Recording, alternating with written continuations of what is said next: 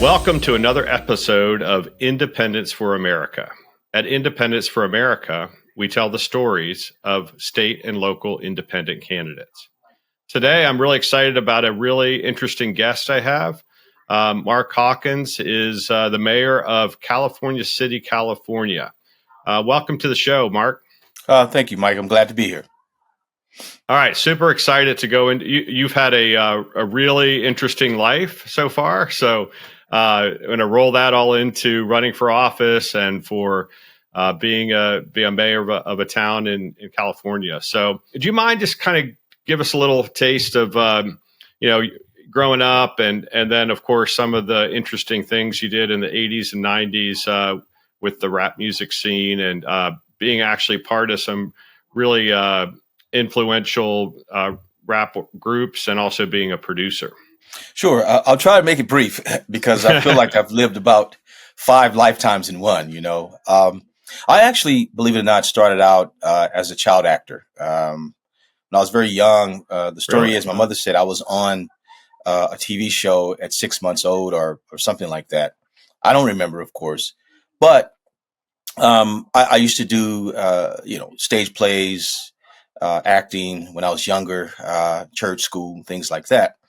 And one day I was really bitten by the bug because I had a teacher. Her name was Miss L. Brown. She was the English teacher and also drama teacher at Vanguard Junior High School in Compton. And one day she saw me walking up the hallway and she said, "Hey, Hawkins, come here." I said, "Yeah." She said, "Hey, meet me after school. I got some things I want to talk to you about." So I wasn't in trouble. I knew that because I was a pretty good student. And so I showed up in her class, and there were about 15, 20 other students in class. And she handed me this booklet. And it was the title of the play was "As Sure as You're Born," about a guy who, was taken through like a series of scenarios as if he wasn't born, kind of like It's a Wonderful Life, stuff like that. And so we sat down, we did a table read of it. And she said, "Take this home. I want you to study it, come back on Monday and let me know what you think." Well, little did she know that at that time I had a photogenic memory. I could look at something once or twice or hear something once or twice and boom, had it down. So took it home. I memorized all the lines. I didn't learn them. Actors know when memorizing and learning are, there's a difference. So I came back on Monday, recited it. She cast me in the play. We did it for the school first, and then we took it to a citywide competition. And we won. My friend, he won Best Actor. I won Best Supporting Actor because I was in a supporting role. And from that point, I was bitten by the bug. I begged my mother to take me on auditions, agents, and all that. And she's tugging me around. She's tugging my little brother and sister around. And I'm like, "Man, this is a lot. We get on the bus, right, doing this." And so I said, "Mom, don't worry about it. I'll figure something else out." So one day I'm on the soccer field at Vanguard Junior High School in Compton. I think it's called the Obama Learning Center now. And me and my friends were playing soccer, just messing around. And we heard this car riding up the street playing this music that we were familiar with, but something else was happening to the music. It was like a guy talking in rhythm over the beat. And we froze and we listened to it, and the car made a right turn and kept going. So I ran to the record store and said, "Hey, I heard this song today. It was like Good Times, but it wasn't. It was a guy, talking over it." She said, "Oh, don't worry about it. I got it." So she pulled out this song called Rapper's Delight. And I took it home, listened to it twice. Now, this is like a 12-minute record. I listened to it twice, had all the lyrics down. I said, "Yeah, I want to do this now," right? So I pulled my cousin together with a friend of mine, and we formed this group. We were kids at the time. We would go to talent shows, get ourselves, cast in different shows and stuff like that. Now, here's our secret weapon. My friend, Roger Wilson, his mother put him in like tap and ballet and all of that kind of stuff. And my cousin Richard, he could beatbox. And so we would go to these talent shows. We'd break the music down, and Roger would start tap dancing. Richard would start beatboxing, and I would rap over that combination. And we won every single time. So from there, when we graduated, went on to high school, I formed a DJ crew called the Invasion Force with another friend of mine named Joe Cooley, and that was Diamond Star Productions. And so here we are, these young men trying to be entrepreneurs, trying to stay out of trouble. So we started to learn business, right? I mean, it was 4 of us. We would make maybe $50 a gig, but, we were happy because we'd go get a burger and some fries and a drink after every gig. So that was my sort of introduction into hip hop. But I was the main sort of rapper in that squad. One day we were at a club, a teen nightclub called Eve After Dark. And the guy that was managing the place, Lonzo Williams, he was like this, kind of, icon in the neighborhood because he was young himself, but he was running this club and all of that. And so he announced, "Hey, we're going to have a rap contest coming up next week. Bring your best rhymes. You get to win $100." So I'm like, "Hey, I want to win that money." And I was very confident in my skills and my abilities as a rap artist. And so, showed up that week. A friend of mine, we were supposed to do it together, but he flaked out. So I showed up the next week and I ended up winning the contest, of course. But the guy didn't pay me my money. And I was like, "Hey, wait a minute. This guy didn't pay me my money. I want my $100. So he came to me and said, "Hey, don't worry. I want to meet you. Come back on Wednesday. I want to talk to you about something." So I came that Wednesday because I wanted my money. And he sat me down. We met for about 45 minutes. And I'm like hearing like him talking like womp, womp, womp, womp, like the Peanuts character. Cause I'm sitting there thinking, "Where's my money? Where's my money?" And the only thing that made me stop and sit up was he said, "Hey, have you ever made a record before?" I'm like, "No." "You want to make a record?" I'm like, "Yeah." And so he said, "Do you write for other people too?" I'm like, "Sure, I can write for other people," because I wrote all the rhymes for our group.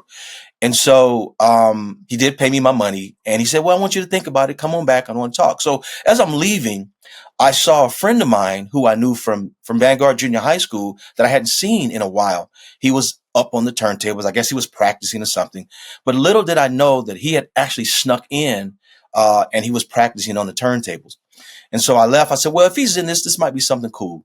And it was my friend Andre Young.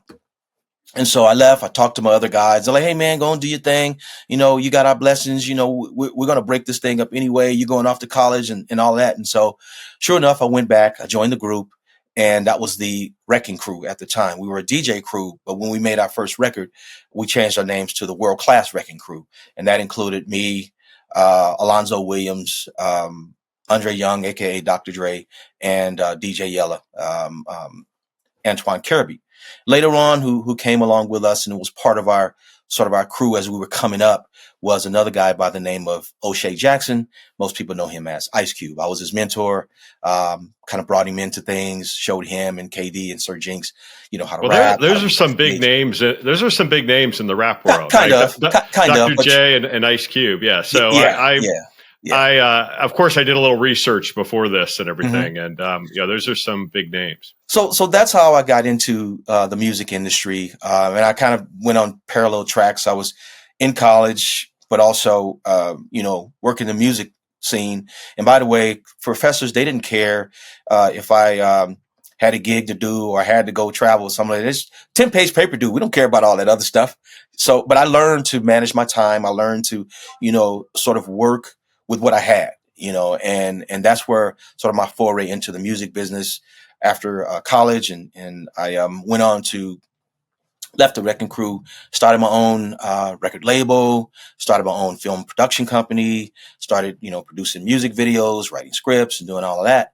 But I also kept a foot in social activism because I always wanted to use any inkling of celebrity I had or influence I had in the community to help change things. I participated in sit-ins, marches, community organizing events, meetings, all of that stuff. But part of my training too came from the fact that my mother, my aunt, and my grandmother always kept us busy. They always kept us involved in stuff, sports, U.S. Naval Sea Cadets, Boy Scouts, anything and everything that could keep us from, going into the goofy and being a part of the dumb stuff. So that was pretty much how I sort of started really getting interested in social activism and politics. So I always use that celebrity for that. Can I, let me just jump in real quick. So, sure. I did a little research for this. I thought it was really fascinating. I don't know much about hip hop or rap music, but I wanted to learn a little bit before this interview. And obviously these are some big names that you were involved with in the 80s and 90s. Yeah. But the 90s, there was a lot of violence, right? Yeah. And I think there was the East Coast and the West Coast, and obviously some people that you probably knew, like Tupac and Notorious B.I.G. Were murdered in the 90s, and so you must have kind of made a choice. Look, I don't want to go that way. I better go this way. Could you tell us a little bit about that? Well, our love for hip hop initially started out as fun, peace, unity, having fun, right? All those things, all of those elements. And that was a key to hip hop because it did start out as a peace movement, right? It was born out of the oppressive conditions of Black and Latino youth. It was born out of the oppressive conditions of poor whites. Veterans coming back from Vietnam, all the way to slumlords in New York and the Bronx and Fort Apache. It was a mess. So out of all of that, DJs like Kool Herc and Africa Bambaataa and DJ Flash all came together and start putting these shows and events on to spread love and unity and peace. But it moved away from that, and it shifted in the late 80s and the early 90s to something else, right? To first, it was conscious rap was an element that was there. That shifted then from conscious rap to sort of like this reality rap, and then it moved from reality rap to, oh, we can exploit the violence in our town. Initially, 95% of the people rejected the whole gang banging thing, the whole gang life kind of stuff. But then it shifted when it became popular, when it became lucrative, and when it became something that you can take young men and say, hey, talk about your experiences or talk about the experiences of other young men. So it started out rebellious, and then it went from there to exploiting the violence. And it was a really rough period in the 90s where, yes, there was the East Coast, West Coast rivalry. It was a Bad Boy versus Death Row rivalry. And those things were not really conducive to or indicative of what hip hop truly started out as. And so we kind of got away from the core principles during that time. And yes, for me, it was rough because it was heartbreaking because it was hip hop for me was a love. Now we have to make a distinction too, though, between hip hop versus rap music. Hip hop is the culture. It's the lifestyle. It's the way of life. It's sort of like the mentality overall, the umbrella. Rap music has had many different iterations. It has changed over time. And in any given moment, it shifts and it is a profit driven industry, right? So people started looking more at the profit side versus as the principled side. And that's when the gangster rap and the violence started to creep into that. Subsequent to that, though, back in 2001, a group of us did get together, including KRS-One, Minister Server, Curtis Blow, and many, many others, and said, hey, this has gotten too far. It's gone too far. We need to fix this. And so we came up with a document called the International Hip Hop Declaration of Peace. And out of that, we then solicited UNESCO and the United Nations. We partnered with them on it. They accepted that. They accepted hip hop as a culture. And from there, we've been fighting to make sure that people see the cultural side of hip hop versus the sort of industry profit motive driven side of the rap industry. And that's where we're at now. And then now I'm proud to say that, we're pushing movements on hip hop for peace.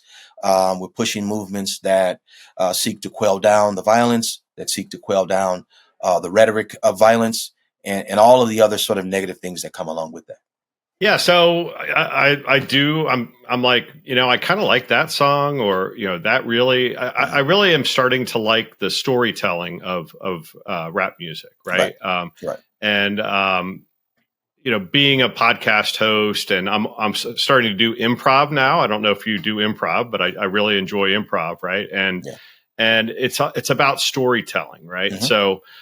So as part of storytelling, let's fast forward to how did you arrive in California City, and tell me a little bit about what goes on there. Tell me a little bit about what is California City, the people, and then maybe some of the politics, and then your decision to throw your hat in the ring. Sure. Well, California City, I'll just start with, I lived in Rosamond for 15 years, which is also high desert and only about maybe 20 miles away from California City. Initially, though, I came to California City when I was about 9 years old. My grandmother and aunt, they saw an ad in the paper, come to California City, possibilities, for growth and, land and all that. So they put me and my cousin in the car and trucked us about 100 miles from LA, heading north. And we stayed here for a couple of days. They went to a few like seminars and some pitch meetings for land ownership and things of that nature. We didn't buy anything, or they didn't buy anything at that time, but I always kept that memory in my mind. So, wow, we went to this place. It was open. It was, you can look up at the stars and you can see, very clearly at night, and it was quiet. That was a sort of a contrast to where I grew up, which was, LA and Compton, inner city, gunshots, helicopters flying over, gangbanging and all that other stuff in the middle of that. Good people too, and wholesome individuals as well, and great families. But at the same time, you still had that element, right?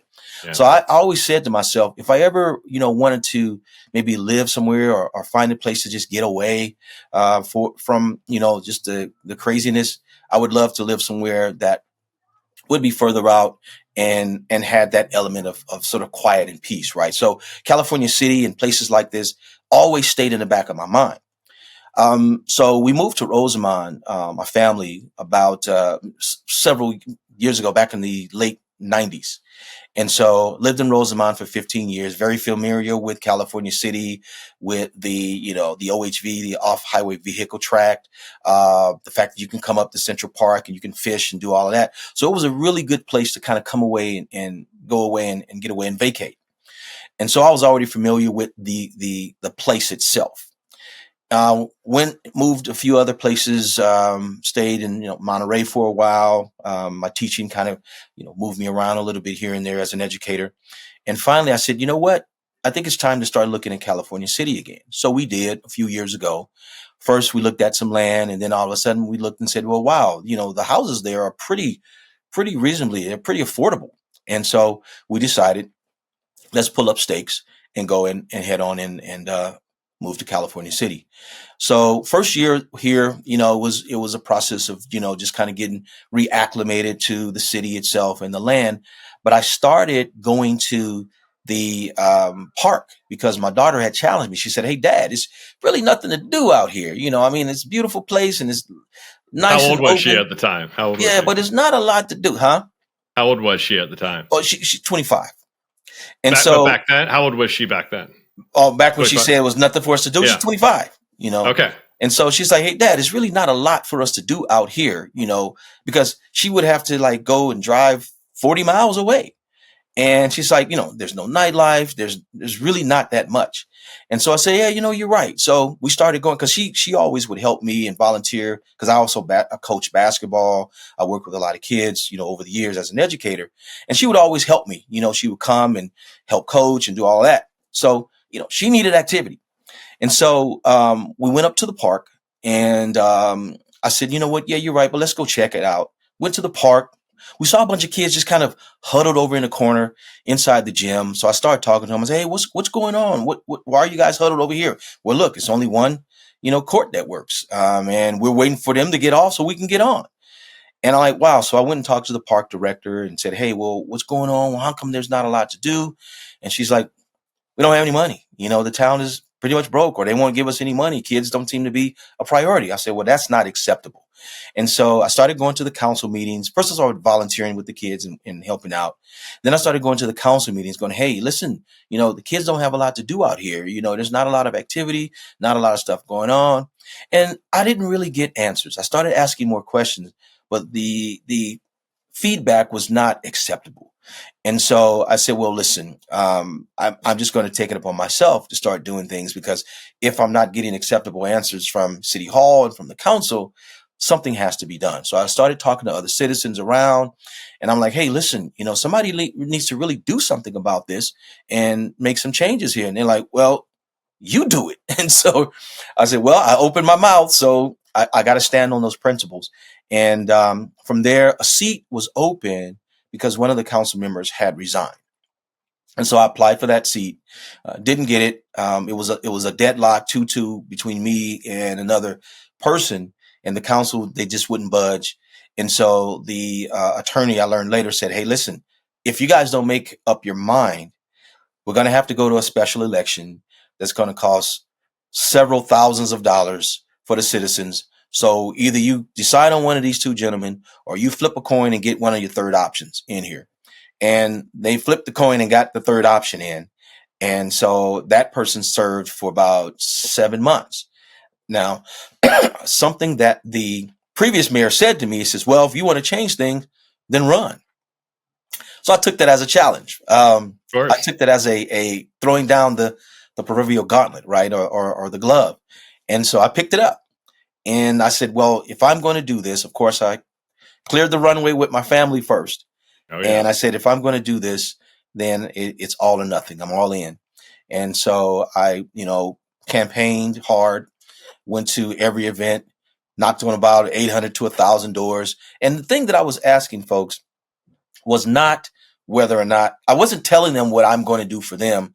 I was truly asking them and wanted to hear from them. What do you want to see different in this town? What do you think is the most pressing thing, or a list of the most pressing things that you would like to see, fixed or changed in town?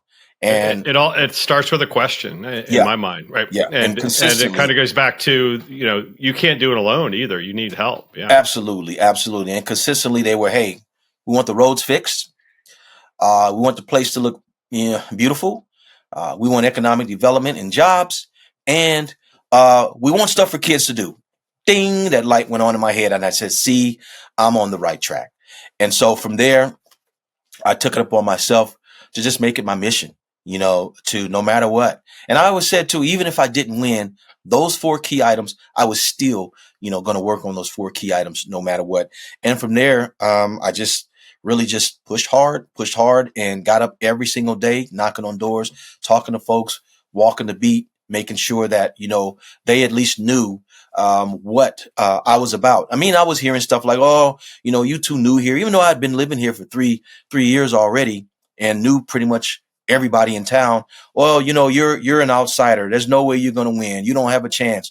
There's nothing you can do to make this happen. But what they didn't realize though, Mike, was the connective tissue went all the way back to LA and Compton, because one of the things that I had heard consistently in this sort of ethosphere was, well, we don't want those Compton type thinkers out here. He's going to bring, those LA gangbanging folks. What they didn't realize was, number one, the Compton type thinkers were already here, because I would dollar ride and I would just ask people, hey, where are you from? We're from Compton. Hey, where are you from? We're from LA. We moved up here 20 years ago. We moved here 15 years ago. So they were already here seeking the same exact things that we were: peace and harmony and good neighbors and all of those opportunities that come along with that. Right. And so from there, I said, oh, this is a no brainer. And I was, I had people who still had connective tissue from the areas that I grew up in. They were calling their friends and family, hey, vote for Marq Hawkins. You live out there in Cal City? Vote for Marq Hawkins. Vote for Marq Hawkins. And so it was just a ground effort, a grassroots effort that we pulled together, because the old guard was already here. They were entrenched.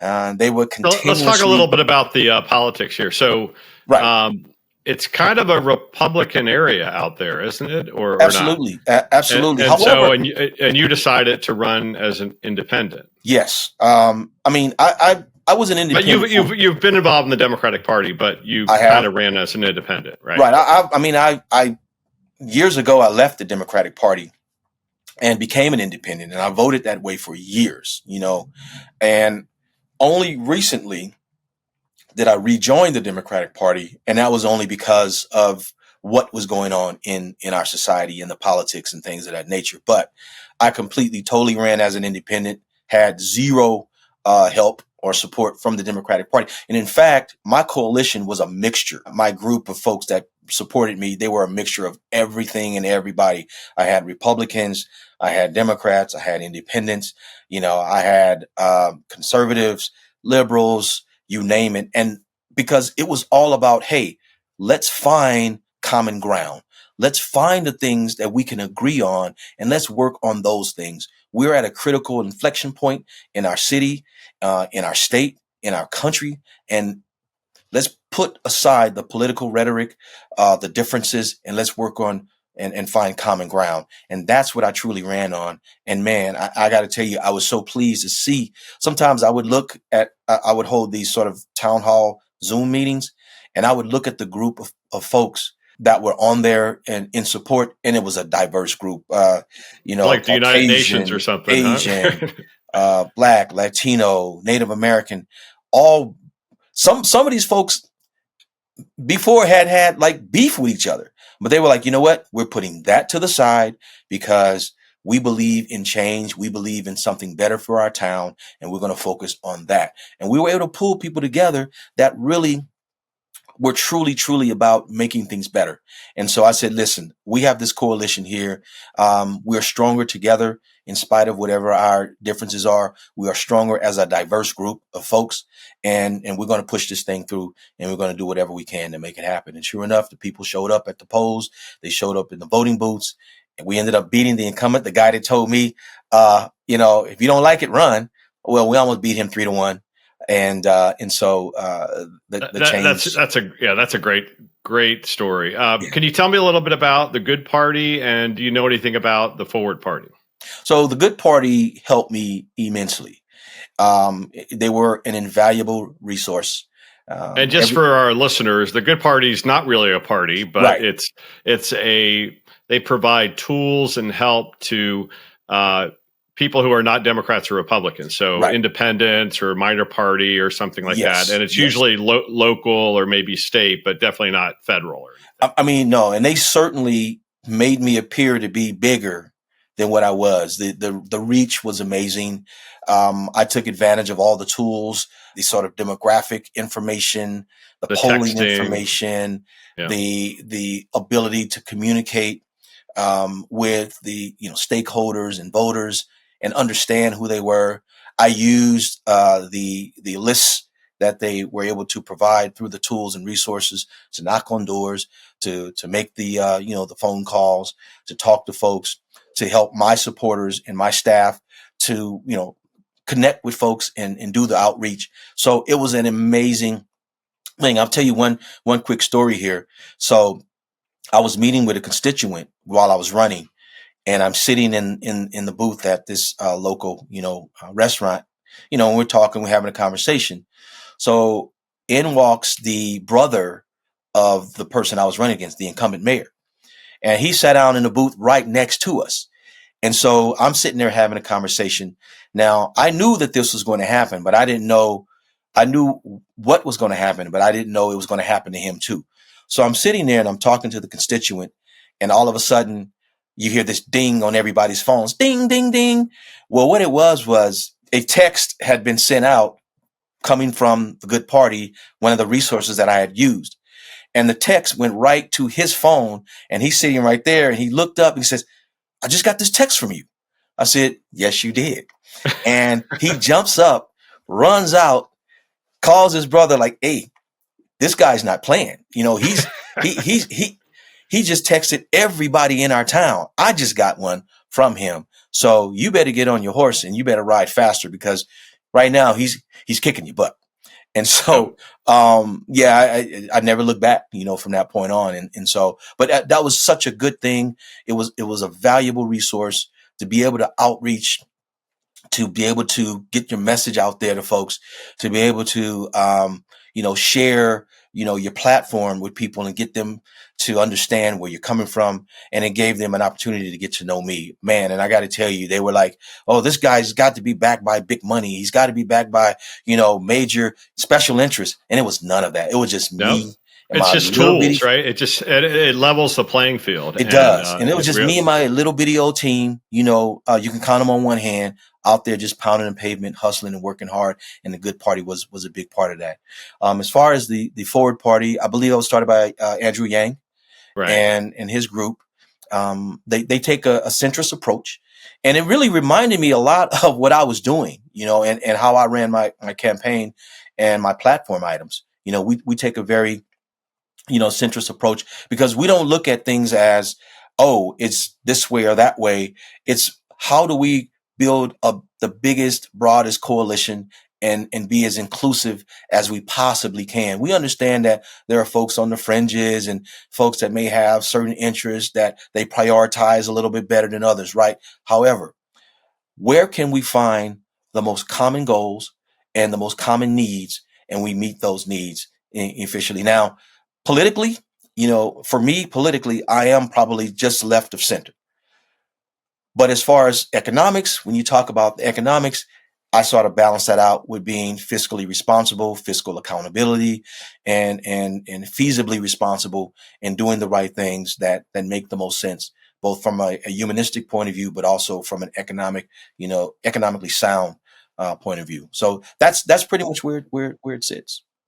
Well, but also as a small city mayor, you have to work with small businesses, and you were telling me earlier about you're trying to get some partnerships with Andrews or Edwards Air Force Base, Yes. to help with your roads that need some work. Can you tell us a little bit about that? Sure, absolutely. We had a great meeting actually the other day with the leadership over there at Edwards Air Force Base in the military, and part of the conversations that we're having and moving forward on are finding ways to first involve all stakeholders in town, but also create win-win scenarios for both our residents and stakeholders, and also our neighbors.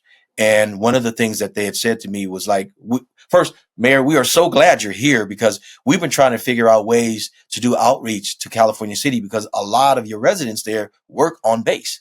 A lot of your residents there are vets and retired military and so on and so forth.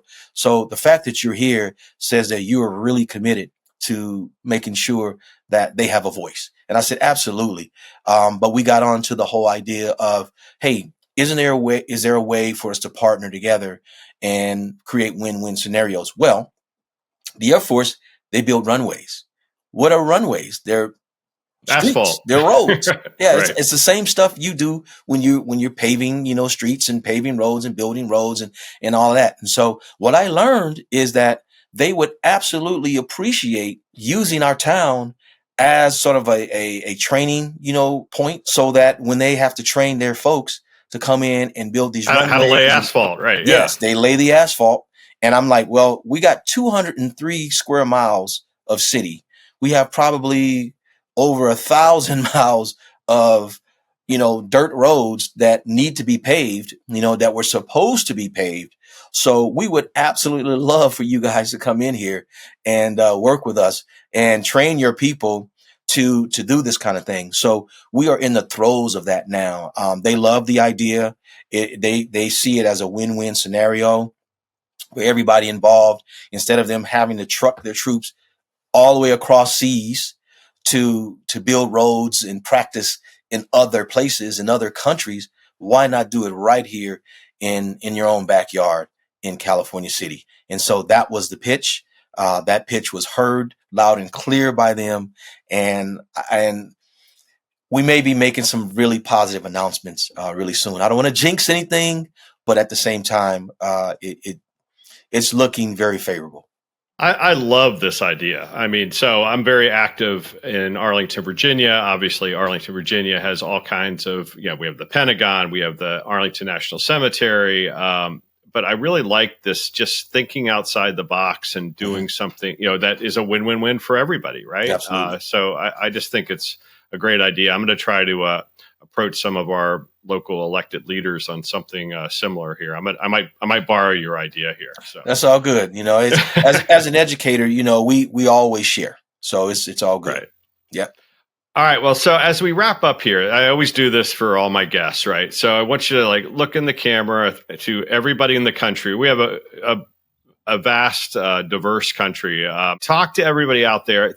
Think about, try to get in the mind, especially some of the people that you were an educator with, right? Or maybe somebody that was in the music industry, right? Of, hey, maybe you're the man or woman that should throw their hat into the ring and run for state and local office, right? And also, it's not impossible. Some people think it's so impossible, but on the other hand, it does take a lot of work, right? So it does. I'm just going to hand the microphone over to you, and you can make your pitch. Sure. If I could say a couple of things about who we are as a people and why it's important that we hear diverse voices and we share in our ideas. I believe that all of us pretty much want the same things in life. We want respect. We want to protect our families. We want honor, love, all those sort of lofty things. And if we can stick to sort of those kinds of concepts, we understand that we are more alike than we are different. However, it takes time to get there. It takes time to understand those things.